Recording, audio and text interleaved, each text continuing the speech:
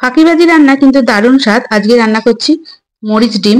তার জন্য ডিম আলু প্রথমেই সিদ্ধ করে নিচ্ছি। ডিম আলু দেওয়ার পর সামান্য লবণ দিয়ে দিলাম যাতে ডিমের খোসাটা খুব তাড়াতাড়ি উঠে আসে।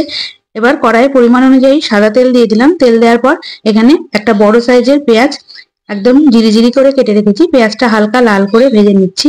এক একদিন তো রান্নাঘরে ঢুকতে ইচ্ছা করে না, সেদিনকে এইভাবে রান্নাটা করে নিই, কিন্তু বিশ্বাস করো খেতে দুর্দান্ত হয় গরম ভাতের সঙ্গে।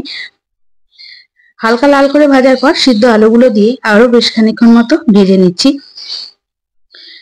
2 থেকে 3 মিনিট ভাজার পর যে ডিমগুলো সিদ্ধ করে রেখেছি সেই ডিমগুলো একটু ছুরি দিয়ে চিড়ে দিচ্ছি যাতে তেলে পড়ার সাথে সাথে ফেটে না যায়।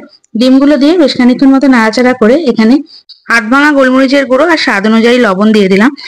তারপরে বেশ খানিকক্ষণ মতো ভাজার পর দিয়ে দিচ্ছি 1 কাপ জল। জলটা দিয়ে কিছুক্ষণ মতো ফুটিয়ে নিচ্ছি। আস্তে আস্তে যখন ঝোলটা ফুটতে শুরু করে দেবে তখন গ্যাস সিম করে 3 থেকে 4 মিনিট মতো ঢাকনা দিয়ে ঢেকে রান্না করছি। 3 থেকে 4 মিনিট পর ঢাকনাটা তুলে নিলাম। এর মধ্যে দিয়ে দিলাম সামান্য পরিমাণ চিনি, আবারও দিয়ে দিলাম বেশ খানিকটা গোলমরিচের গুঁড়ো আর দিয়ে দিলাম 1 চামচ ঘি। দিয়ে কিছুক্ষণ মতো নাড়াচাড়া করে গ্যাস বন্ধ করে দিলাম। তাহলে তৈরি হয়ে গেল খুবই চটজলদি রান্না।